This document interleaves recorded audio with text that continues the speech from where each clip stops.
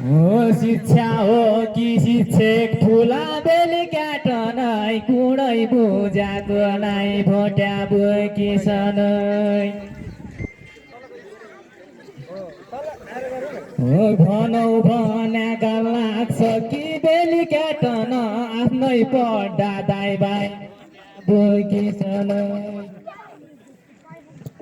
है भनौ भन्या गाल पर्छ कि बेलुका टन आफ्नै पड्डा दाइ भाइ भोट्या किसनै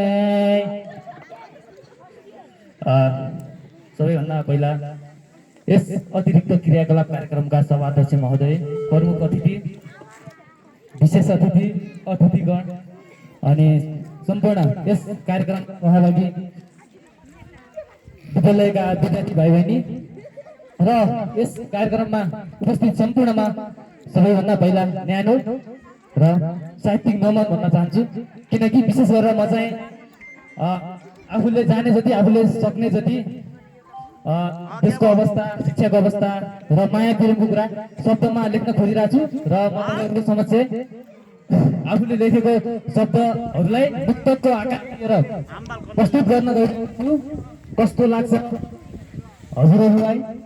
म सुरु गर्छु। सबैभन्दा पहिला शिक्षातर्फ हो, म आफैले लेखेको शब्द मुक्तकको आकार दिएर हजुरहरूको समक्ष वाचन गर्न चाहन्छु।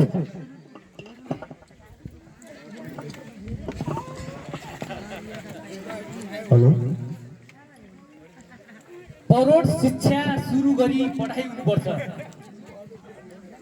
परोढ शिक्षा सुरु गरी पढाइ हुनुपर्छ। क ख ग घ बाह्रखरी पढाइ हुनुपर्छ। परोढ शिक्षा सुरु गरी पढाइ हुनुपर्छ। क ख ग घ बाह्रखरी पढाइ हुनुपर्छ। गाउँ घरमा परोढ शिक्षा सुरु हुनु पहिले। परोढ शिक्षा सुरु गरी पढाइ हुनुपर्छ। क ख ग घ बाह्रखरी पढाइ हुनुपर्छ। गाउँ घरमा परोढ शिक्षा सुरु हुनु पहिले। सिंह दरबार वरिपरि पढाइ हुनुपर्छ। सिंह दरबार वरिपरि पढाइ हुनुपर्छ। र अर्को म एउटा देशको अवस्थाको बारेमा भन्न चाहन्छु। संसदद्वारा नै हानाहान गरिन्छ नेपालमा। संसदद्वारा नै हानाहान गरिन्छ नेपालमा। अधिकारलाई तानातान गरिन्छ नेपालमा। संसदद्वारा नै हानाहान गरिन्छ नेपालमा। अधिकारलाई नै तानातान गरिन्छ नेपालमा। जिउँदा कुकुर सरी हेरिने महादेवतालाई। संसदद्वारा नै हानाहान गरिन्छ नेपालमा। अधिकारलाई तानातान गरिन्छ नेपालमा। जिउँदा कुकुर सरी हेरिने महादेवतालाई मृत्युपछि बल्ल सम्मान गरिन्छ नेपालमा। मृत्युपछि बल्ल सम्मान गरिन्छ नेपालमा। र अब माया प्रेमको भनौँ। के भएको हो जिन्दगी भनिदिनु न हजुर। मुटु बोल्छ भत्भती भनिदिनु न हजुर। के भएको हो जिन्दगी भनिदिनु न हजुर। मुटु बोल्छ भत्भती भनिदिनु न हजुर। थला माछु तिरतीको चोटै चोटले आज। के भएको हो जिन्दगी भनिदिनु न हजुर। मुटु बोल्छ भत्भती भनिदिनु न हजुर। थला माछु तिरतीको चोटै चोटले आज।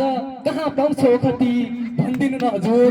कहाँ पाउँछ ओखती भनिदिनु न हजुर। एउटा अर्को मुक्तक माया प्रेमकै भन्न चाहन्छु। मैले तिमीलाई बेला बेला भनेकै छु। मैले तिमीलाई बेला बेला भनेकै छु। व्यर्थै बिसाउन हुन्न है परेला भनेकै छु। मैले तिमीलाई बेला बेला भनेकै छु। व्यर्थै बिसाउन हुन्न है परेला भनेकै छु। तिमी हातका रेखा नमिल्दै किन डराउँछौ। मैले तिमीलाई बेला बेला भनेकै छु। व्यर्थै बिसाउन हुन्न है परेला भनेकै छु। तिमी हातका रेखा नमिल्दै किन डराउँछौ। भोलि नै काट्छु नि अकेला भनेकै छु। मैले तिमीलाई बेला बेला भनेकै छु। व्यर्थै बिसाउन हुन्न है परेला भनेकै छु। धन्यवाद। एउटा क्यारिकेचर जाओस्।